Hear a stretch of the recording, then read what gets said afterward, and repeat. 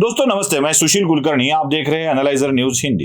दोस्तों, एक विषय की चर्चा बहुत ही जोरों से चल रही है। न जाने इस विषय पर अन्य स्टेट में भी जातीय विवाद या धार्मिक तनाव भड़काने की कोशिश बार बार हो रही है। मैं मणिपुर वाले विषय को इसलिए आपके सामने प्रस्तुत कर रहा हूं कि मणिपुर को लेके महाराष्ट्र में भी जातिगत संघर्ष निर्माण हो, इसी का प्रयत्न किया जा रहा है। मैतेई और कुकी समुदाय में जातीय संघर्ष वहां पर है और वही संघर्ष इसको बहुत बुरे लेवल पर ले गया है। अब वहां पर जो घटित हुआ उस पर महाराष्ट्र में जोरदार चर्चा हो रही है। मैं इसको इसलिए आपके सामने प्रस्तुत कर रहा हूं, जरा ठीक से देखिएगा। एक मराठी फेसबुक वाली पोस्ट मैं आपके सामने दिखा रहा हूं। उस पर मार्मिक, जो शिवसेना का एक व्यंग चित्र साप्ताहिक था, उसके संपादक एक पोस्ट करते हैं और पोस्ट में लिखते हैं कि भिड़े नाडकर्णी और इन जैसे औरतों को अगर बोरी में भरकर मणिपुर भेज देना है तो उसके लिए मैं 1,000 रुपया चंदा देने के लिए तैयार हूं। अगर कोई और इरादा है तो आधा लीटर पेट्रोल देने के लिए भी तैयार हूं। मतलब ब्राह्मण औरतों को अगर मणिपुर भेजा जाए तो 1,000 रुपए देने के लिए यह तैयार है, और ब्राह्मण औरतों को जलाने का इरादा हो तो आधा लीटर पेट्रोल देने को भी तैयार है। महाराष्ट्र का ब्राह्मण समुदाय और महाराष्ट्र की ब्राह्मण औरतें, इनका क्या संबंध है मणिपुर के साथ? क्या ब्राह्मण जाति से यह हो रहा है? कोई संबंध नहीं है। फिर भी मणिपुर की कुकी और मैतेई समाज के बीच वाली घटना को लेकर इसको महाराष्ट्र में भी आग लगाने की साजिश हो रही है। महाराष्ट्र सरकार ये देख रही है या नहीं मुझे पता नहीं है।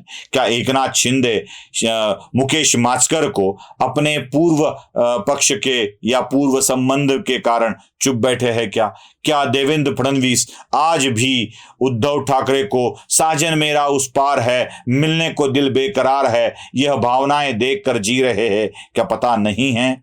क्या अजीत पवार के लिए भी ब्राह्मणों का अपमान अभिमानास्पद लगता है? पता नहीं है, लेकिन यह हो रहा है।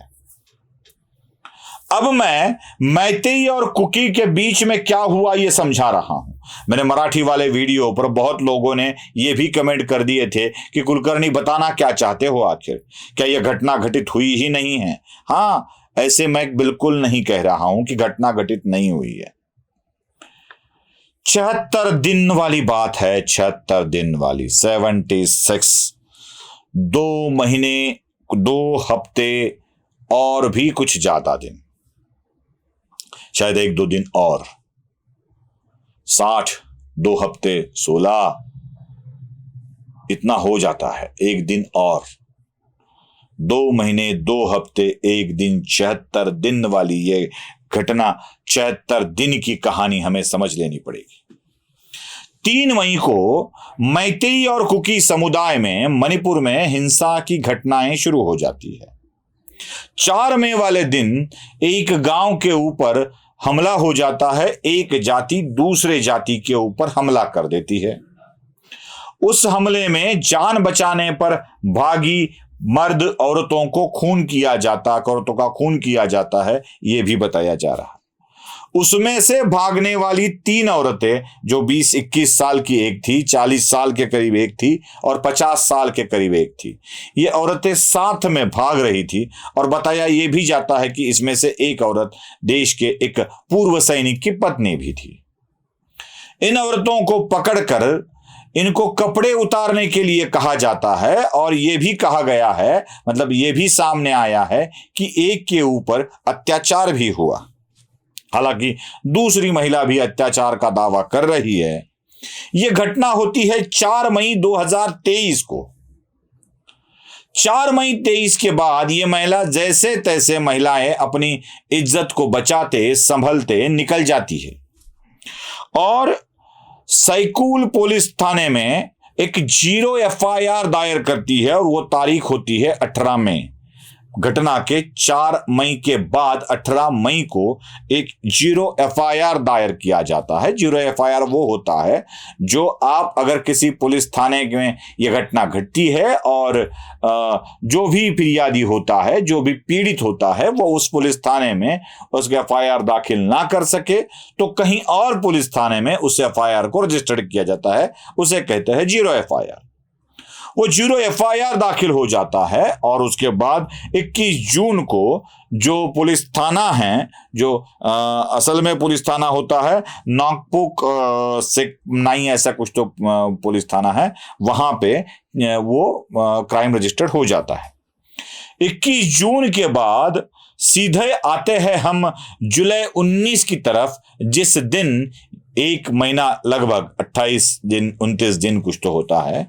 उस दिन ये वीडियो वायरल होने लगते हैं। ये वीडियो उस दिन वायरल होने लगते हैं और दूसरे दिन 20 जून को सदन का शुरू हो रहा होता है सत्र।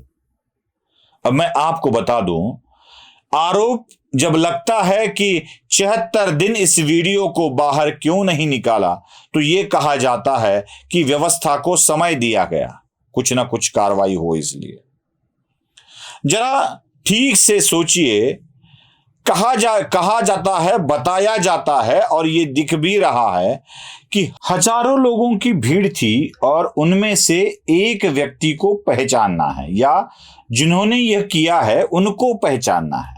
क्या यह पहचानना इतना आसान था? या इन भीड़ में उन भेड़ियों को ढूंढना इतना आसान था? अगर आसान था भी तो ये वीडियो क्या पुलिस प्रशासन के पास दिए गए थे? यह भी सोचने लायक बात है। और जब ये हिंसा वाली घटना होती है तो कितना डर का माहौल होता है। बात साफ है, जो भी कुछ हो रहा था उसको शूट करो। देखिए, जिन लोगों ने यह कांड किया है वो तो अपने आप को आरोपी साबित नहीं करेंगे वीडियो शूट करके। क्या करेंगे? जिन लोगों ने यह कांड किया है वो तो खुद को इतने सबूत देकर नहीं पेश करेंगे। अब जिनके ऊपर यह अत्याचार हुआ है वो तो हक्के बक्के होंगे, जिनको कुछ भी पता नहीं है। अब यह किया होगा देखने वालों ने जिस दिन पुलिस स्टेशन में एफआईआर हुई थी उस दिन यह वीडियो क्या पुलिस थाने में दिया था? अगर नहीं दिया था तो क्यों? और ठीक 19 जुलाई को 76 दिन बाद इस वीडियो को दुनिया के सामने लाया और जैसे ही सामने लाया एक नया बवाल खड़ा हो गया।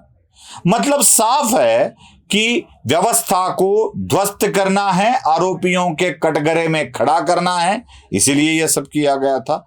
और इधर महाराष्ट्र में वही फॉर्मूला चल रहा है।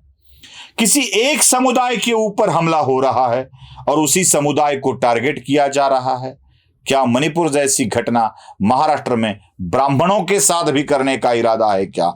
और यही फुले शाहू अंबेडकर वाली विचारधारा है क्या? यह साबित करना आवश्यक है। नमस्ते।